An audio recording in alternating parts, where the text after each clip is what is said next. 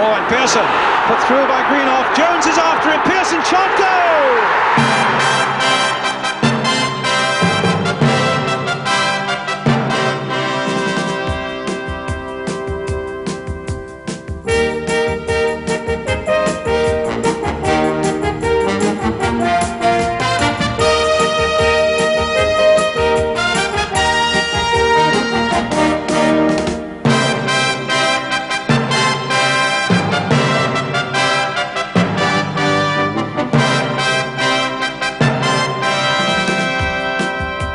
And welcome again to the big match. Today, another packed programme as we bring you three outstanding games. Our main match is Oldham Athletic against second division leaders Tottenham, backed up by two games from the first division that provided quality, controversy and goals.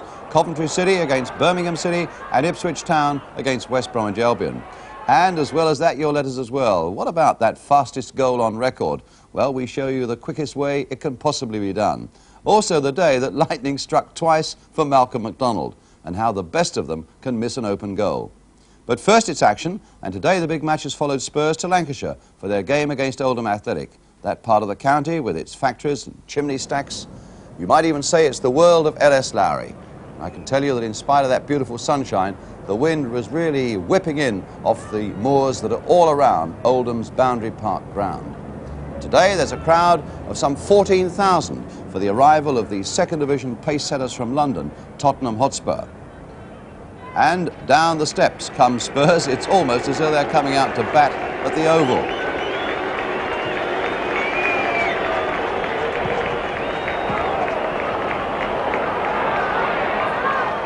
So let's check up on the two teams, and this is the team that Spurs are facing, Oldham, fielding a 4-4-2 formation. That's the back four. Four men in the middle with the red-haired Graham Bell, really the one to watch out for, the number 4. And as we come to the front men, we shall see Steve Taylor, formerly of Bolton, and Vic Hallam, who of course is well known to London fans. Here is Vic Hallam, ex-Charlton, Orient, Fulham, Luton and Sunderland. That's experience that speaks for itself. So Spurs counter that with a defence that's missing Don McAllister. So striker Jerry Armstrong is again a central defender for the second week. It's a great day for the midfield man Neil McNabb, chosen in the Scotland World Cup 40 on this day. But the real Tottenham surprise comes up front, where manager Keith Birkinshaw has dropped out of form John Duncan, 19 goals this season, replaced him with Chris Jones. Here's Glenn Hoddle, so many of the good things for Tottenham seem to stem from him. The referee today, that's Don Shaw from Sandbach in Cheshire, and now let's get on with the game. So Spurs kick off in an all-yellow strip, attacking the goal to our right. The first time they've been here to Boundary Park, Oldham, in 45 years. And they come finding a pitch with a nice amount of give in it, a pitch that's in really excellent condition, and an afternoon of really warm and beautiful Lancashire sunshine. Chris Jones getting in quickly, and it's Ronnie Blair who concedes a corner in the opening seconds of the game. Two sides very much in form. Spurs not beaten in their last 13 in the league. Oldham, who've lost only one in their last 14, and that was last week at Blackburn when they were beaten 4-2. So it'll be Peter Taylor with the corner for Tottenham. A nice backward header, and they're not getting it away yet. Colin Lee back now to John Pratt, and a shot that causes goalkeeper John Platt no problem. John Pratt to John Platt.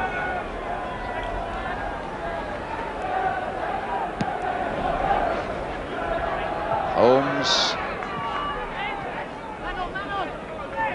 and Hoddle again. Now Jones hoping to make the break, but he was very well covered there again by the Oldham defence. Gardner played inside again for Chapman. Valentine back for Bell. Wood has made a good break down the right. The low cross coming in, meet and drink those to Steve Perryman. McNabb, a chance maybe for Tottenham to break quickly. Here's John Pratt. Taylor. Does Oldham get back? Jimmy Holmes to Neil McNabb. Lee and Jones are waiting in the middle, but it's Keith Hicks who got it away for Oldham. The little touch by Gardner not quite coming off. Shunted in very quickly there by Perryman. A battle for that ball, which Pratt wins. Naylor coming forward. Good cross there towards Chris Jones. And on the far side was Peter Taylor coming in quickly, but could never quite get above that ball enough. Naylor, who's taken up some good positions and got that ball in quickly. And Taylor really didn't have too much of a chance of making anything of it at the far post.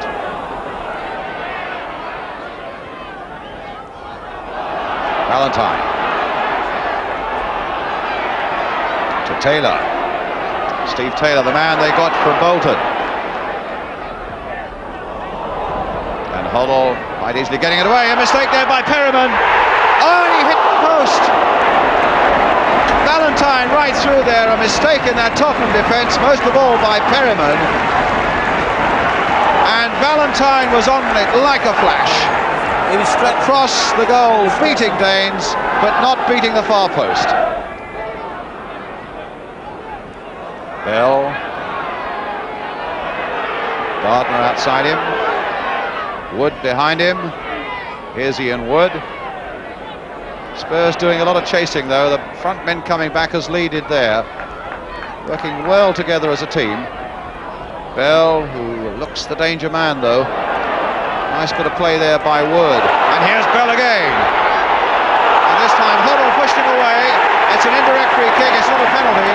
The crowd are roaring thinking it's a penalty, but the referee's got his arm aloft, and inside the area he is given an indirect free kick for that challenge there by Glenn HODDLE on Graham Bell. So there we are, a yard inside the box. Hallam is behind it, so is Bell, and so is Chapman. And Wood will play it short, I imagine. A little chip and a good save by Barry Danes from Graham Bell. The little touch, the little chip, and the save that was more than adequate. Now it's with Terry Naylor. Jones getting away from Hicks well there. Getting past him well. Good play here by Chris Jones. A turn by Peter Taylor. It might come for John Pratt. It might come for HODDLE. Oh my word, HODDLE putting it off the post. And behind. Well, from the moment Jones made all the running there, Oldham could have been in trouble. Taylor almost got a chance coming in, and in the end it was pushed back for Glenn HODDLE. Hit it well off the outside of the left-hand post. HODDLE now for Naylor. He's looked good this afternoon, Naylor, ready to come forward so often. That's a good little cross as well. Might come for Lee, robbed in the end by Wood. Hallam. Onside, Steve Taylor. Oh, and just wide. The anguish there of a man whose foot through and couldn't quite make it, Steve Taylor. 15 goals this season, put through. Spurs thought that might have been offside. Taylor didn't bother to stop and look, but flashed the ball, but it was just wide. Chris Jones beaten in the air that time. And Bell putting it through towards Valentine. Perryman there again, carving it away from that goal area. And Holmes happy, quite content to put that into touch. Although he looks as though he's taken a nasty old knock by the look of agony on his face there as he put it into touch.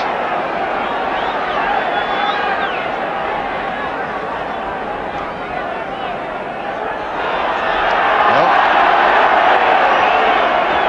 badly hurt. Any sportsman will tell you a knock can hurt you. Holmes must have said something, and he's got a yellow card for something that he said to the referee as he got up from that situation where he was injured. Well, that can only have been for dissent. It's a yellow card for Holmes, a throw for Oldham. Valentine with a backward header. Nab. And Perryman putting it back.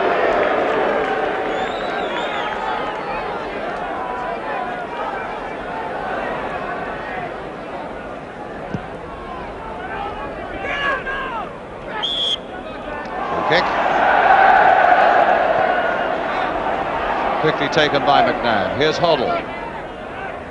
Naylor, always willing to come forward, and the cross really inviting its man as Taylor gets it away now. Challenge there by Perryman, not to the liking of the referee, and I think Perryman's going to get a yellow card for that challenge on Hallam. Yellow card for Steve Perryman.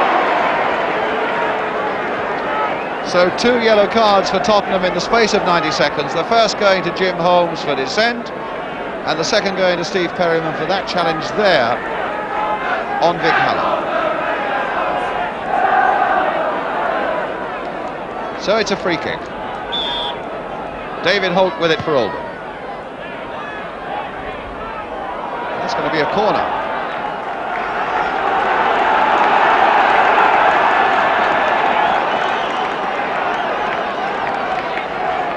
Les Chapman will take it. And Keith Hicks, the number 5, has come up for it.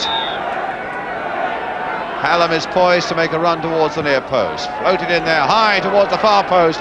Good jump and a good catch under pressure by Barry Daines from Vic Hallam.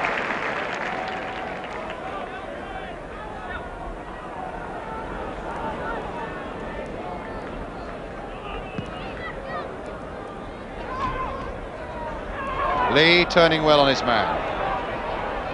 Oh, quite a challenge there, but he found Peter Taylor. And Lee, in fact, was getting involved with David Holt on the ground there. The referee spotted them.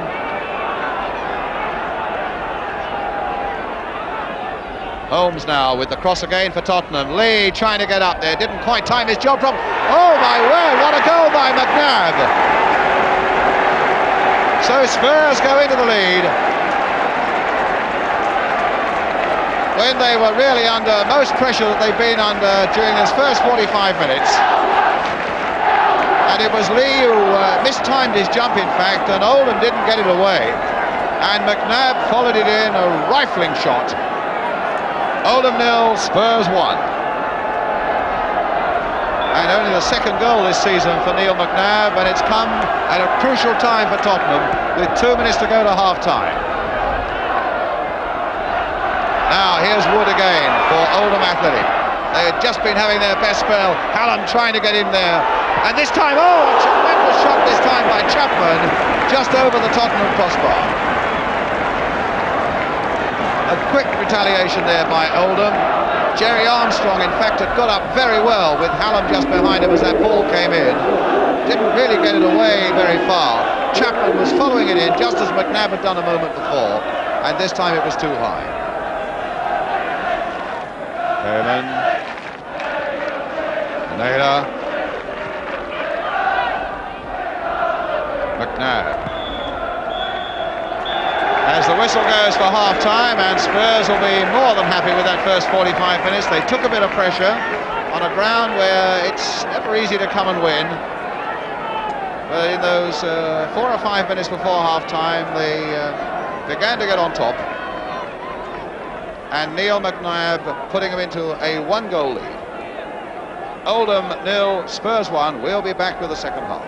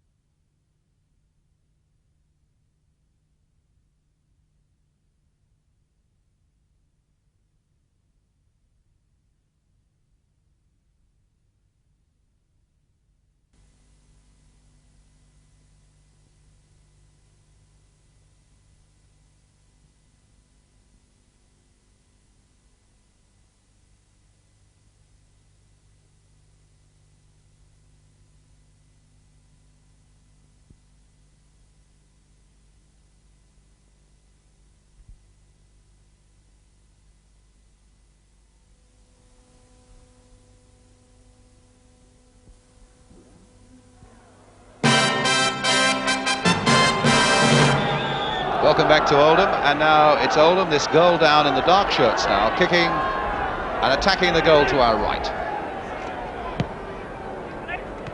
Neil McNabb, the scorer for Tottenham. Here's Peter Taylor. Looked like a handball, was a handball there by David Holt. Well, 2 points here would be very welcome indeed for Tottenham, and would show a bit of character in their play, coming away to another side like Oldham, doing well towards the top. Holt finding Blair.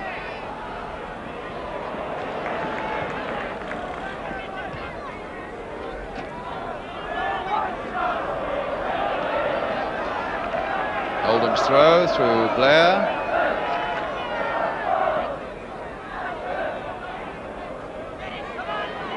And Lee having a battle for that ball. Terry Naylor, back for Perryman.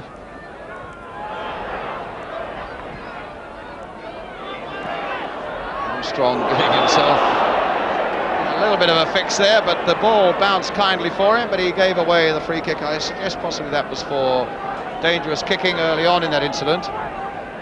So a free kick to Oldham Athletic.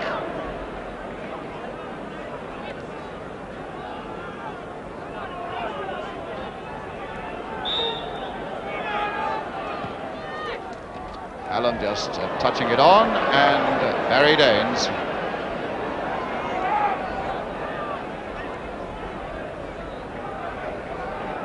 Jerry Armstrong. Long kick by Daines. Hicks equal to it, but McNabb pouncing on this one. John Pratt supporting him. Supported in turn by Holmes. The ball going in towards Jones, and headed just over by the number 6, David Holt. What a beautiful Tottenham move, though. And with that ball swirling into the Oldham penalty area, Holt was up there, and I thought for a moment it was going to dip under the bar. But fortunately for him, it went over for the corner.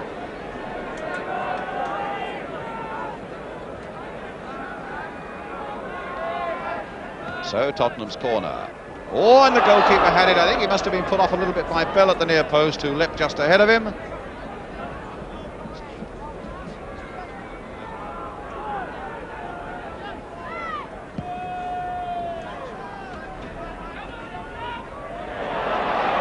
Well, Chapman putting on Hallam. And a throw to Oldham Athletic.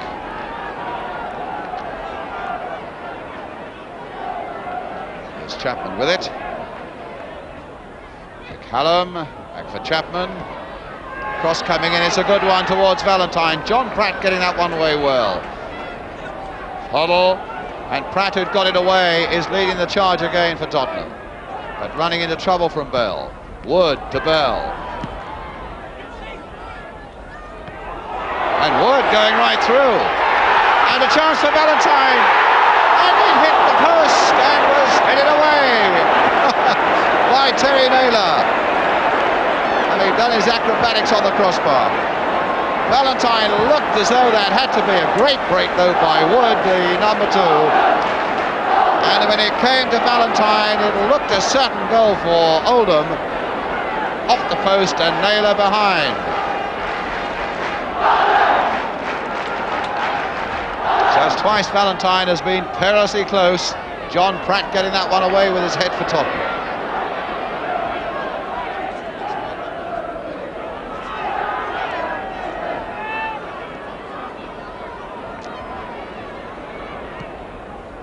Wood again to Bell. Pratt cutting it out. Now it's a break and a good one for Tottenham. Now for Lee, who was pulled back by Hicks, and the keeper's out at his feet. Not a bad crowd here today. The record, though, for this ground is 47,000 away back in 1930 in a cup tie against Sheffield Wednesday. Blair to Taylor. Naylor. That's going to be a card for Naylor.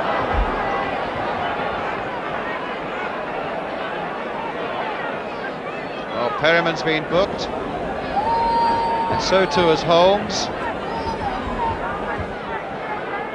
And now Terry Naylor. Didn't see a yellow card, but a name went into the book. So Holt with the free kick for Oldham. Mailer hitting it across the face of the goal. And a goal! Scored there by Steve Taylor to make it 1-1.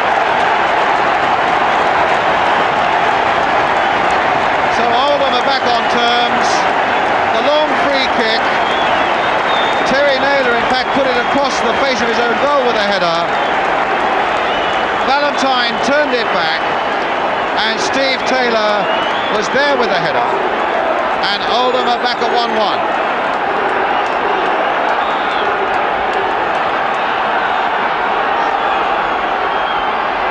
So 16 goals in 22 games for Steve Taylor since he joined from Bolton.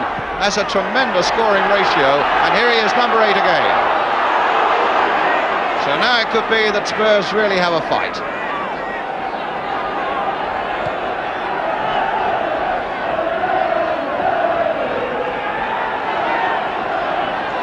Perryman, Lee,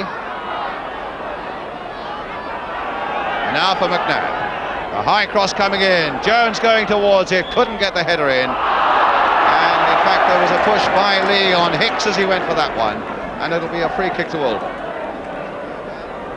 Score standing at 1-1. Carl Valentine, the number 7, who made the Oldham equaliser. There, short for Hicks. And Hicks putting Wood in a bit of trouble as John Pratt came in. Valentine. Away he goes again with Jerry Armstrong after him. Two of them, and he's beaten them both. And he's got a good cross in. The number 8 went down there, Steve Taylor, and the referee allowed the game to go on. Lovely bit of play again by Valentine, though, completely fooling Spurs defence around this right flank for Oldham. Cross heaved into the centre. A certain amount of confusion there as well. Now HODDLE.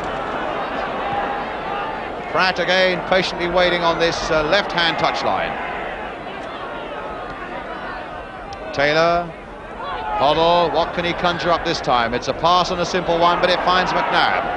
McNabb past one challenge, shimmied past another, free kick, and a booking surely for Holt. Yes, he's going to get a booking for that. He really snapped at McNabb's legs as McNabb went past him. That really is kicking skill out of the game. It has to be punished, and Holt has got to go. He's on the far side of those Oldham players. Here he comes to referee Shaw. Yellow card, and he certainly deserves it.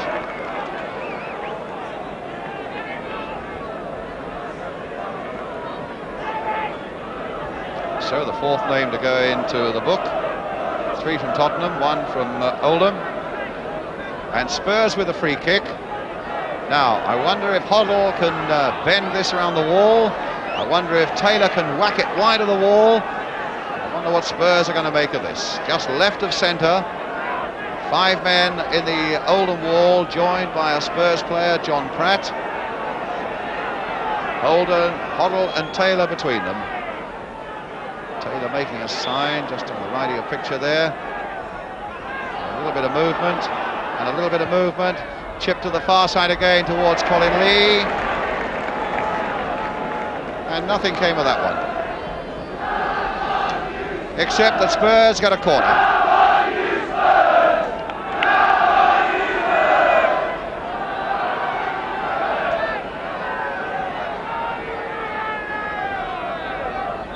So Peter Taylor with the corner for Tottenham. Jerry Armstrong's come up for this one, and a great leap by him, and in the end it was Wood who got it away. Blair who got it on its way. Perryman who got it back again for Tottenham. Bell who picked up the loose one. Foiled though this time by Lee. And now it'll come for Chapman. A game really as it goes to the last quarter of an hour that is beautifully balanced. Standing at 1-1. Both sides creating half chances, but none of them really getting the one that matters inside the penalty area. Here's Wood.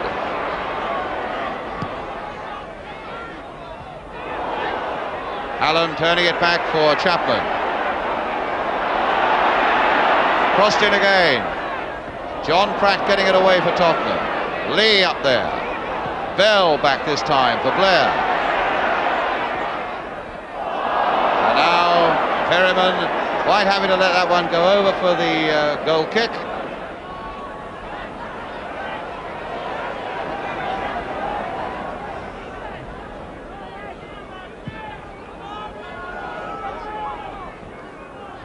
Lee playing it for Hoddle. Now for Peter Taylor. Hit well, just a fraction wide of that Oldham post. Hoddle always in the middle of everything for Tottenham. And again, a lovely piece of perceptive play by him, and Taylor's shot taken first time, curling just wide of that far post. Chapman right back there in defence. McNabb trying it on the far side now through Terry Naylor. Again that cross coming in. A great leap there by Lee. Good cross, tremendous jump there by Lee, and again good positioning by John Platt. Bell. Hicks. Armstrong's header. Jones to McNabb. And here's Naylor. Interesting cross. Chris Jones poised underneath it. Hicks getting up above him though. Taylor knocking it in there. And a goal. No! My word, I thought that was a goal by Lee. But it was instead a magnificent save by John Platt. Well, they were all up there, nodding it down. Taylor got a good header in there. Jones was involved, and it came through to Colin Lee. And what a brilliant piece of goalkeeping there by John Platt. In the last minute of the game, and that really would have sewn the whole thing up. Instead of that, it's Oldham coming back to look for the winner themselves. Gardner. Bell turning it in. Oh, and a backward header there that nearly had Baines in trouble. Naylor now for Tottenham. Backward header there, could have spun just inside that far post.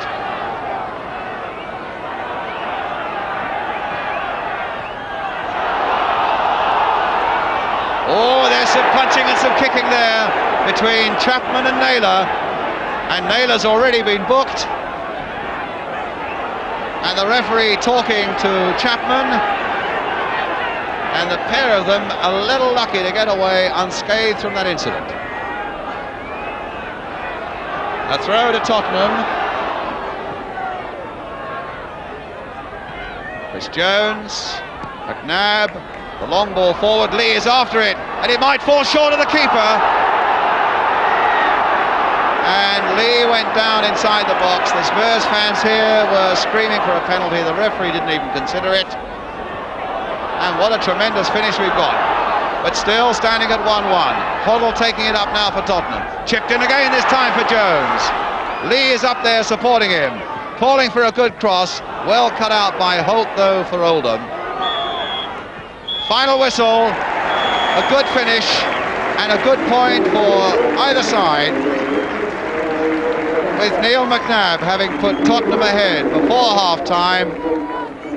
And then in the second half, an equaliser coming from Steve Taylor for Oldham. So the final score, Oldham 1, Spurs 1. And it was a match that was covered for us by the cameras of Granada Television. Well, a hard-won point for Tottenham, but with Bolton also dropping a point at home to Brighton, it meant that Spurs at least kept their 2-point lead at the top. But now let's get a view from the Tottenham manager, from Keith Burkinshaw. Keith, it's never an easy place to come and get 2 points. Are you happy with the one you got?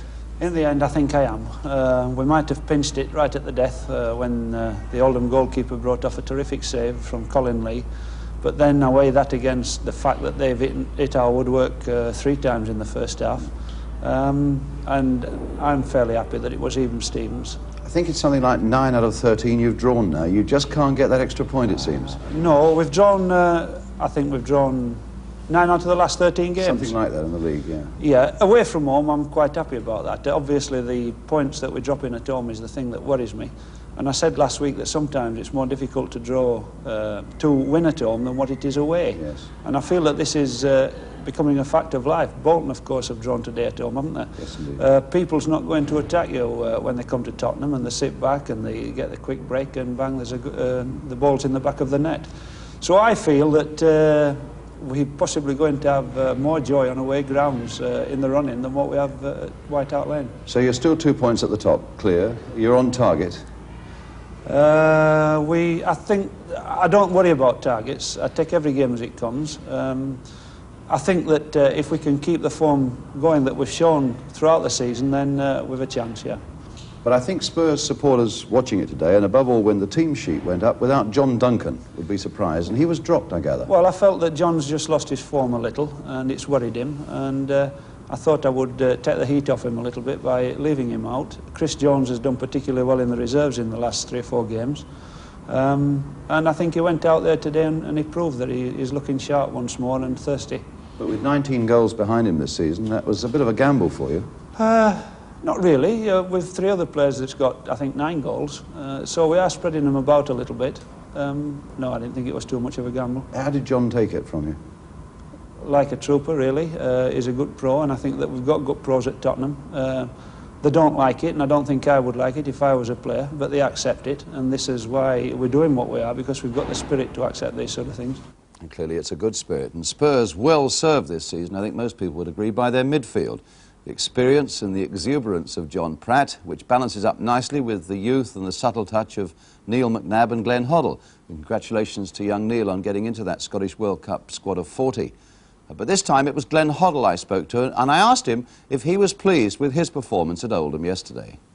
Well, today I was disappointed in my own personal performance. In what way? Well, first half I don't think I've really done that much, but second half I began to get in it a little bit more.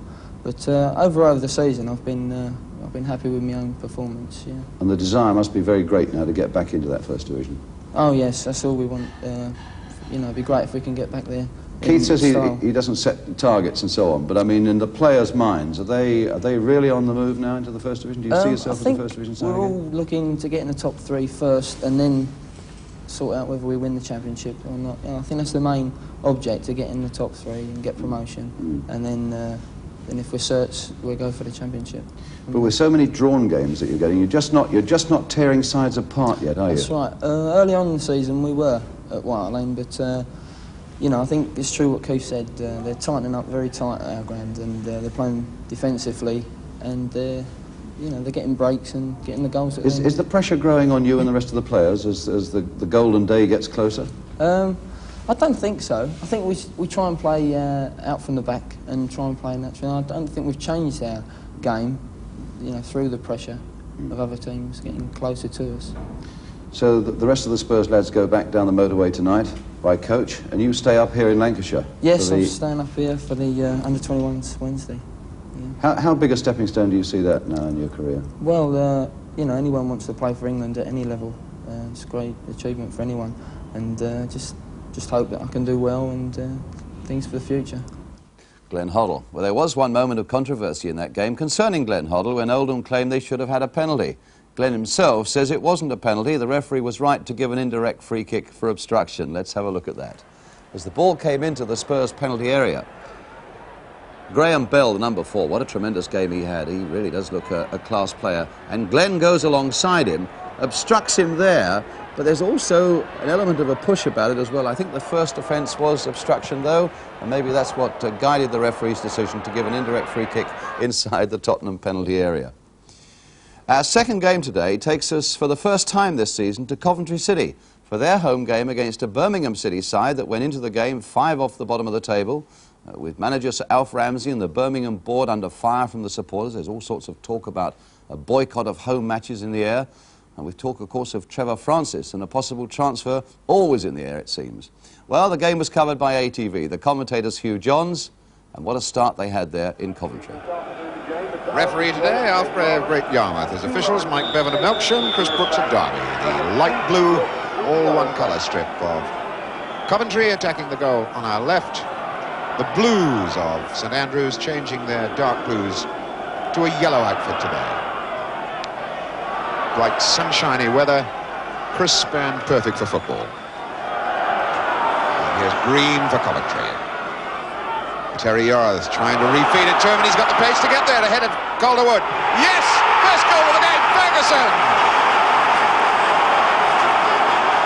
What a sensational start! 1-0 Ferguson!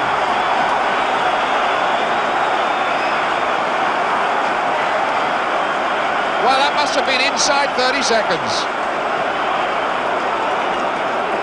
Green laying it in to Terry Yarth. Terry Yarth feeding it on down the line. Green outstripping Calder with a low cross, and Ferguson nicks it in on the near post. And still Coventry unable to increase the margin on that goal scored by Mick Ferguson in 29 seconds. Green. Getting one in the back. Free kick to Coventry. Want some treatment.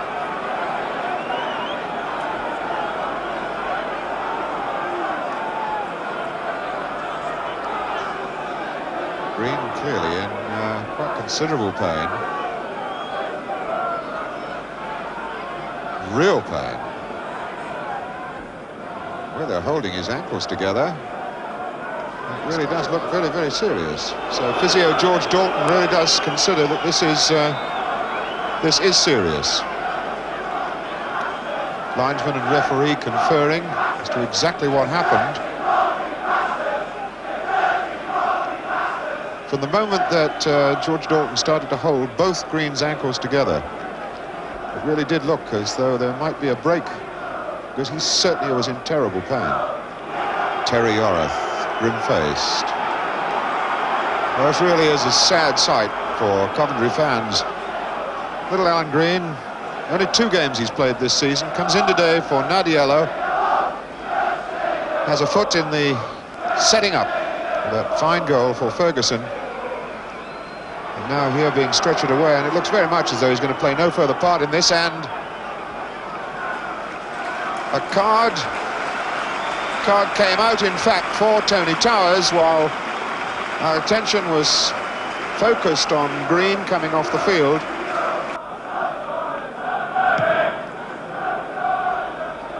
Jim Holton under this. Yarth helps it away. Hutchison. Yarth. Nice ball, good run by Roberts. The look in, aiming for Ferguson. Wasn't a particularly good ball for him. Now MacDonald, though. Yarth. MacDonald curling it for Wallace. Down MacDonald. For the cross, Ferguson trying to get far post. Hutchison. Ferguson! He didn't know he'd done it! Unbelievable! Mick Ferguson scores his 2nd goal of the game, and he really didn't know it had happened. 35 minutes gone. 2-0. Ferguson's got them both. Well, it really was quite remarkable. The ball knocked across to the far post. Everybody stopped for a moment. Hutchison tried a snapshot. Ferguson with his back to the ball, suddenly realised it was coming down behind him, turned round, toe poked it in, thought he might have been offside. It wasn't. It's 2-0. A certain amount of aggro building up out on the park now. Matching that out on the terraces. There's the free kick. Wallace didn't get there, and stabbed over the bar by MacDonald. That's Wallace and Howard, and Wallace is dragged away by referee Alf Gray. And a yellow card for Wallace. The incident happening as the ball comes curling across. 1 or 2 squaring up to each other. Howard went down. Wallace looked as though he might have trodden on the Birmingham City player. Well, Pat Howard really is in a lot of trouble there. That looks like a very, very serious cut. Houghton, good head. Ferguson to MacDonald. Early ball on. Back to MacDonald again. Well, cut out by Calderwood. Yoreth in. Won it so simply. Beck calling for it. Drives it. Beautiful goal. Measured to perfection. 3-0 Coventry City. John Beck's second goal of the season.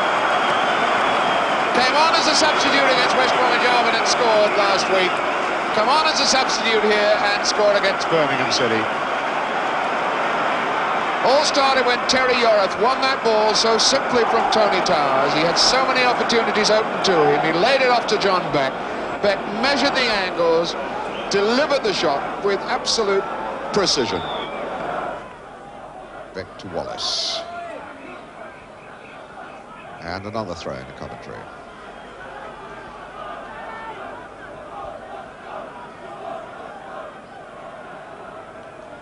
Need Hutchison over here to knock one of the long ones in. Beck. Missed by Towers. Ferguson. Yes! That's his hat-trick. Vic Ferguson. That's his third hat-trick of the season.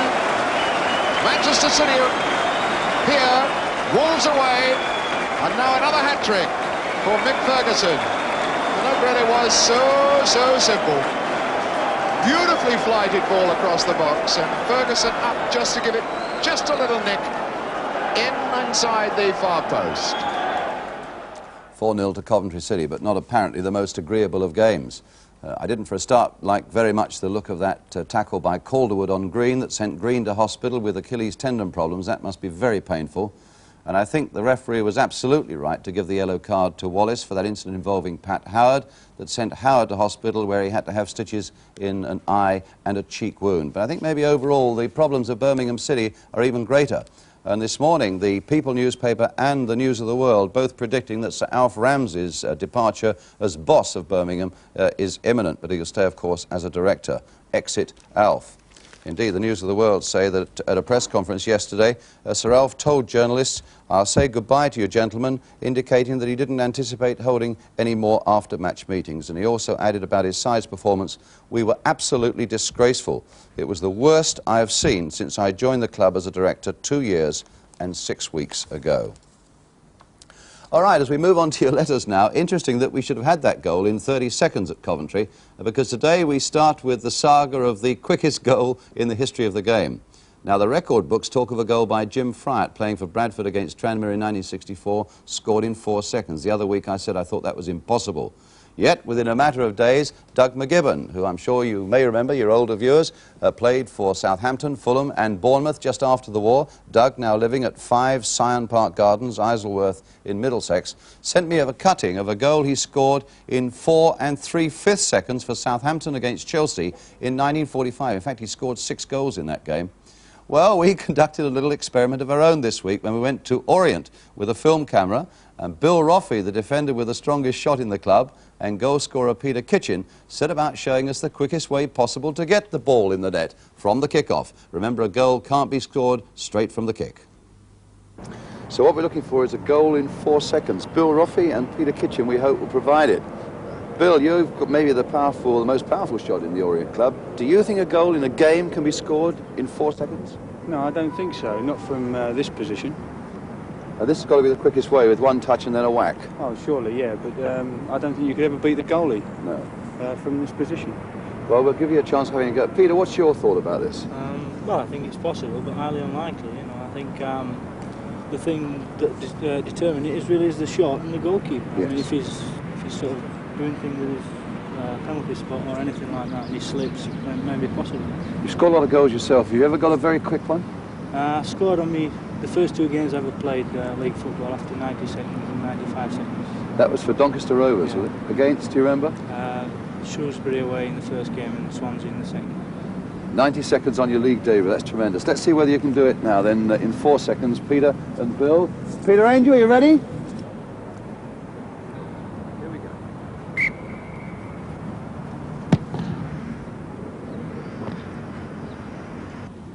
4 seconds dead!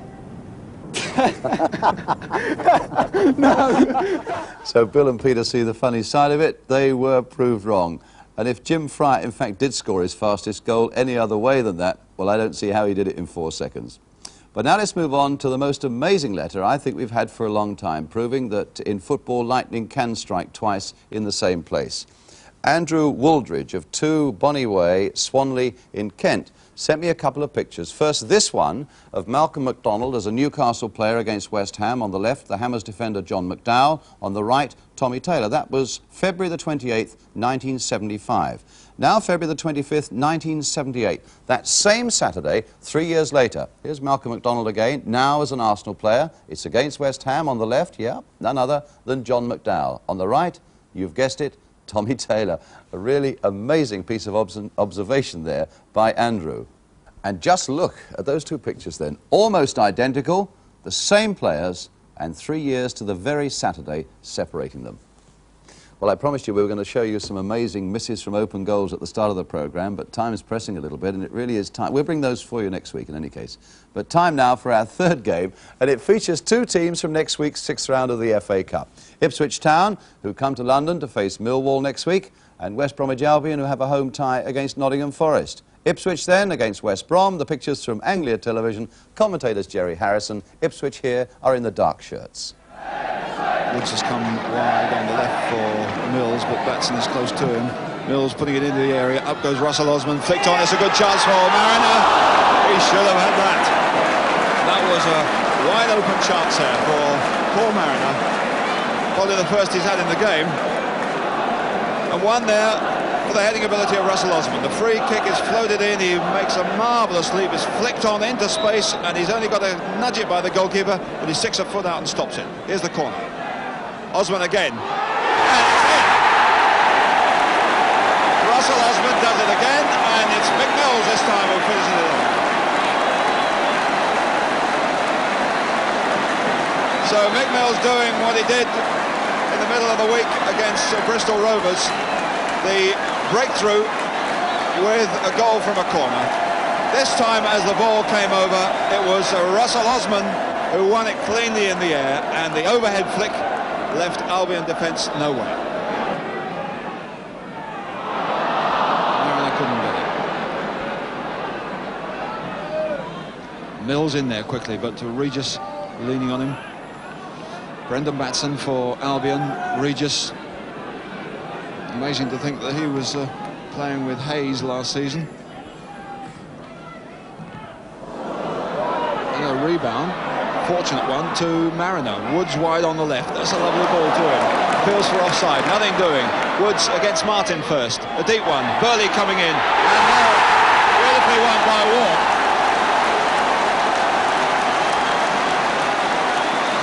What a cracking move that was. John Walk knocks that one in.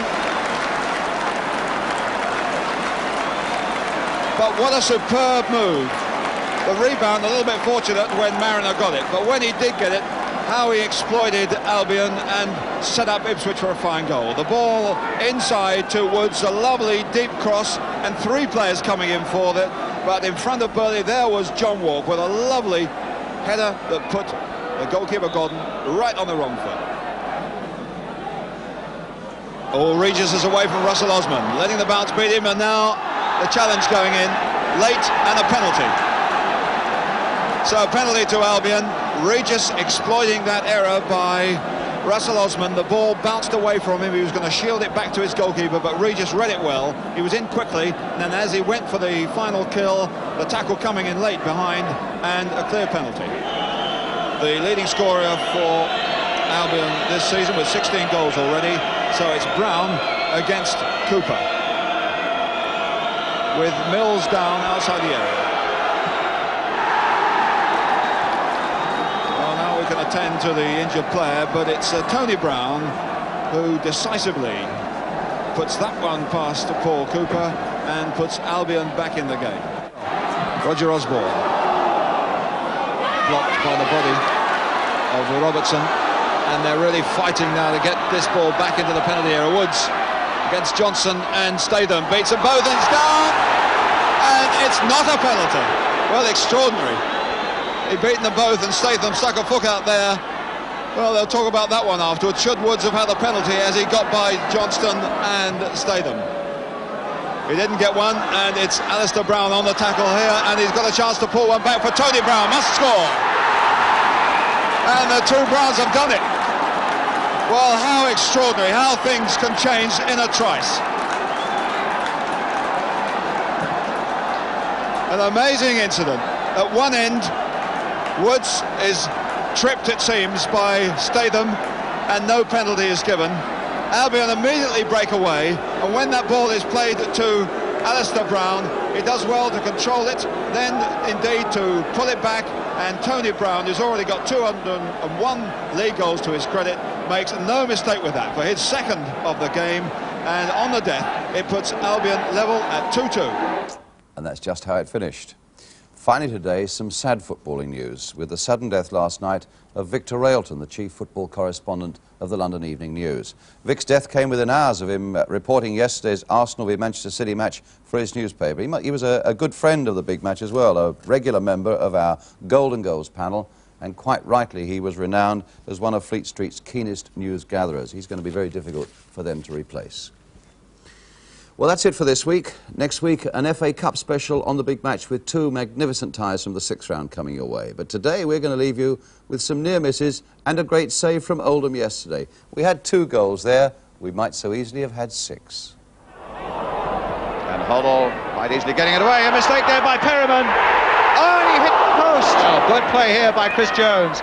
A turn by Peter Taylor. It might come for John Pratt. It might come for HODDLE. Oh, my word, HODDLE putting it off the post. And Wood going right through. And a chance for Valentine. And it hit the post and was headed away. Interesting cross. Chris Jones poised underneath it. Hicks getting up above him, though. Taylor knocking it in there. And a goal!